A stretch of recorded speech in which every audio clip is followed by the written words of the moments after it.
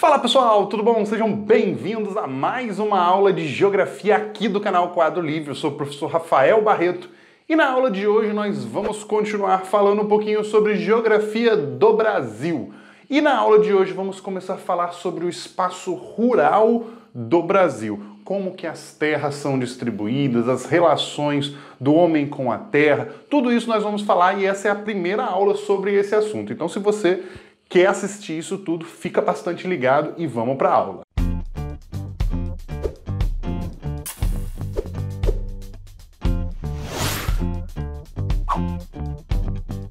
Então, antes de mais nada, já se inscreve no canal, curte o vídeo, compartilha com seus colegas e não deixa de ativar esse sininho aqui embaixo para que você possa sempre estar sendo notificado das novas aulas, das novas videoaulas que nós vamos estar postando aqui no canal, belezinha? Então, vamos para a nossa aula.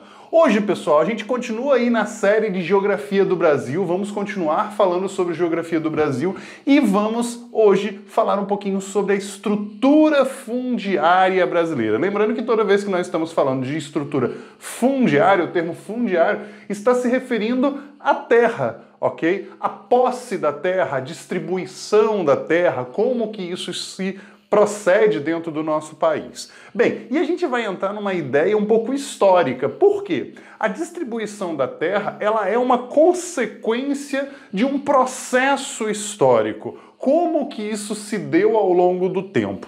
E aí a gente começa falando da seguinte maneira. Bem, a questão fundiária brasileira, a gente sabe que ela é marcada por uma grande concentração fundiária. Rafael, o que é essa concentração fundiária?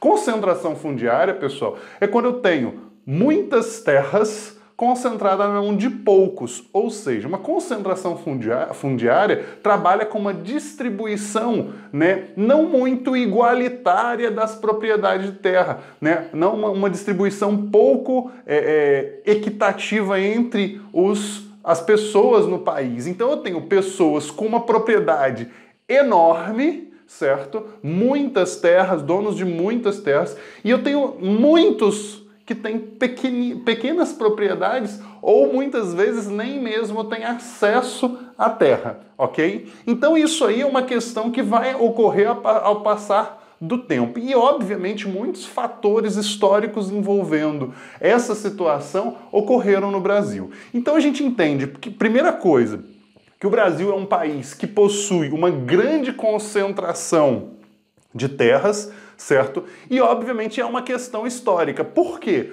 Porque a distribuição de terras no Brasil foi baseada em quê? Nas grandes propriedades, ou seja, dentro do nosso processo histórico, a gente vai perceber que os governos, até mesmo durante o período colonial, vai ser privilegiadas as grandes propriedades e não pequenas propriedades. Na verdade, no início, nem pequenas propriedades vão existir, vão surgir mais para frente, certo? E, além disso, uma grande desigualdade na divisão. Ou seja, nem todos vão ter acesso, ou então vai ser difícil para um determinado grupo ter acesso à terra no Brasil. Então isso daí vai se tornar uma situação muito interessante. Bem, iniciando nosso caminho histórico aí em relação à questão fundiária no Brasil, a gente começa lá em 1536. Estamos falando de Brasil colônia. Ok? O Brasil ainda é uma colônia, o Brasil ainda não tem o território que hoje existe, era apenas essa partezinha aqui dividida pelo Tratado de Tordesilhas. Para quem não se lembra, o Tratado de Tordesilhas que dividia a América em América Portuguesa e América Espanhola. Tudo bem? Lembrando que em 1936 o território brasileiro, que no caso vai ser o Brasil, passa a ser subdividido em capitanias hereditárias. Qual era o objetivo da coroa portuguesa, que era a nossa metrópole na época, de dividir o território em capitanias hereditárias? O grande objetivo era ocupar o território, ou seja, fazer com que o território estivesse ocupado para que outros grupos não viessem e invadissem esse território, tomando assim a posse, da colônia ou de alguma parte da colônia. E obviamente que cada uma dessas capitanias elas vão ter apenas um dono, que vai ser conhecido como capitão donatário ou donatário, certo? Quem são os donatários? Donatários, na maioria das vezes, eram portugueses que vinham para o Brasil com o objetivo de ganhar dinheiro com a agricultura, com as atividades aqui na colônia, certo? Na época. E qual era a obrigação desses donatários? Bem, eles eram nobres na maioria das vezes. E a única obrigação que eles tinham era o quê? Manter a posse da terra, ou seja, proteger aquela terra ali e, obviamente, manter a produtividade, fazer com que aquela terra ali estivesse gerando, produzindo alguma coisa para ser vendido, para ser desenvolvido naquela região. Só que, gente, vamos lá, eu tenho um território enorme dividido em poucas capitanias hereditárias. Cada capitania era gigantesca. E aí, muitas vezes, ocorria o quê? Muitas vezes a gente vai falar que as capitanias elas eram muito grandes, então vão ser criadas as sesmarias. Lembrando que o sistema de capitanias hereditárias não vai dar muito certo. Por quê? Os custos eram muito elevados, era difícil de você administrar um território muito grande, então era complicado. O que eram as sesmarias? As sesmarias eram pedaços de terra que eram vendidos, né, para algumas pessoas que tinham condição de comprar, não eram todos, nem todos tinham condição de comprar uma parte de terra, né, uma determinada terra naquela época, né? E qual é a grande ideia das sesmarias? Eram lotes menores, então facilitava a administração. Então as sesmarias elas estavam dentro, né, das capitanias hereditárias. E obviamente isso daqui, juridicamente, as sesmarias vão ser talvez as primeiras terras, digamos, oficializadas, ou seja, que são documentadas, né, e dão real posse para aquela pessoa que adquiriu aquela terra ali. Então as sesmarias, elas vão ser, digamos, lotes de terras muito interessantes, né, que oficialmente vão começar a ser vendidos no Brasil nessa época aqui. E vão ter, obviamente, suas documentações e as pessoas vão poder comprovar a posse da terra. Uma coisa muito interessante é o seguinte, que para comprar um lote de terra não bastava apenas ter dinheiro, mas o tamanho da terra que você poderia comprar, né, estaria diretamente ligado ao número de escravos que você tinha e principalmente ao dinheiro que você tinha. Por quê? Não adianta eu falar assim, olha, eu tenho muito dinheiro, eu quero comprar muita terra. Só que peraí, com quantos escravos na época, por conta do sistema de escravidão, quantas pessoas vão ter para trabalhar ali? Então eu precisava ter também um número de escravos, que seriam a mão de obra para aquela época lá. Então, isso daqui é muito interessante. As sesmarias, elas não dão acesso assim a qualquer pessoa, mas sim a um grupo bem restrito de pessoas na sociedade que teriam condição financeira para poder adquirir essa propriedade. Tranquilinho até aqui, pessoal? Então a gente começa a ver esse processo histórico. As sesmarias, elas meio que duraram até lá no período da independência do Brasil. Estamos falando de 1822.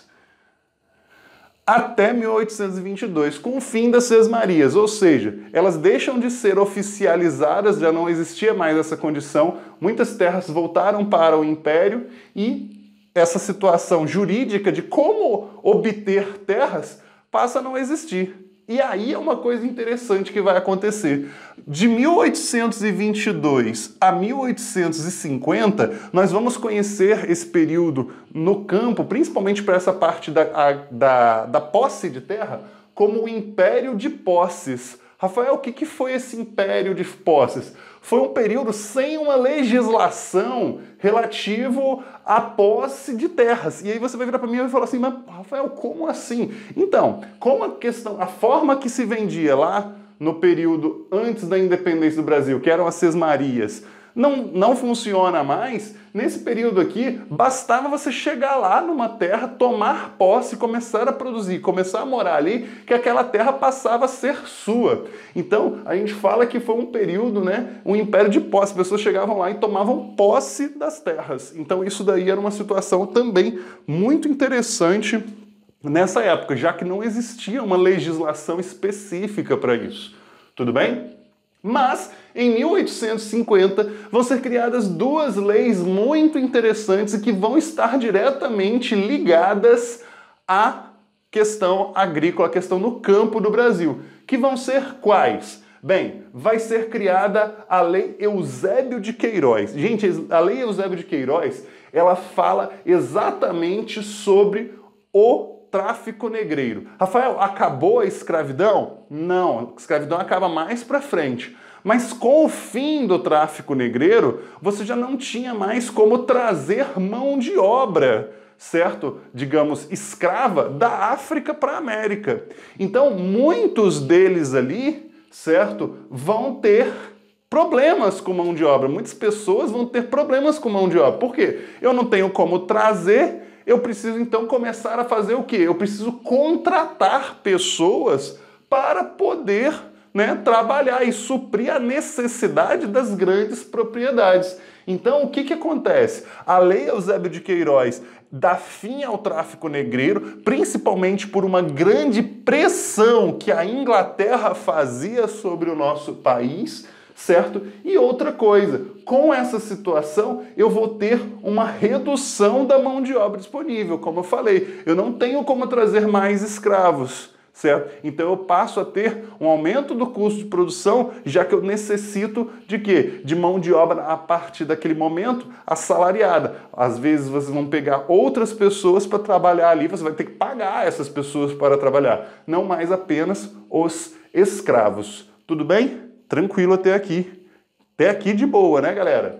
Vamos lá. E a segunda lei, essa é a lei mais interessante, né, desse momento. Vai ser conhecida como Lei de Terras, de 1850 também. Elas foram assinadas no mesmo ano. Então, o que acontece? A Lei de Terras, ela fala o seguinte, que o acesso à terra, né, ou seja, a posse da terra só poderia ser feita a partir de agora por compra, ou seja, por meio de compra. Apenas a pessoa que tivesse dinheiro, chegasse lá e comprasse a terra, seria reconhecida como dona daquela terra, daquela propriedade. Então, quando nós falamos da lei de terras, isso aqui é muito importante. Sabe por quê, gente? Quando a gente fala que apenas pela compra será possível você adquirir terra, você está excluindo uma grande parte da população. Por que você está excluindo uma grande parte da população? Porque nesse momento, gente, eu não tenho todas as pessoas com grana para poder fazer essa negociação, certo? E o mais interessante era o seguinte, as terras que não houvessem comprovação, ou seja, se eu não tivesse como comprovar,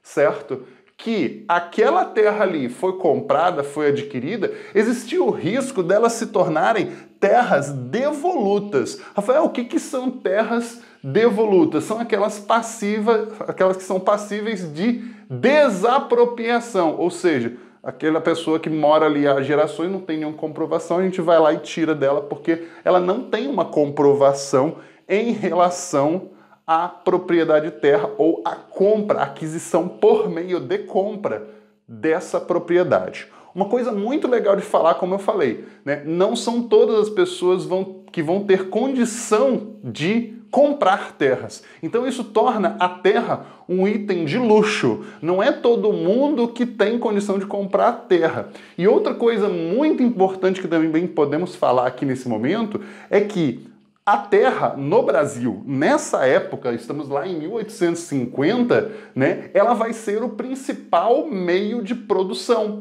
E sendo o principal meio de produção, era de onde a maior parte da população retirava sua renda. Então, se não era fácil adquirir terra, muitas pessoas tinham dificuldades até mesmo de sobreviver, de poder gerar renda.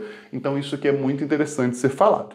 Tudo bem? A gente vai continuar falando disso aqui na parte 2 dessa aula aqui sobre estrutura fundiária brasileira. Fica ligado, a gente ainda vai falar de outras coisas. Então, ativa o sininho, compartilha com geral e até a próxima.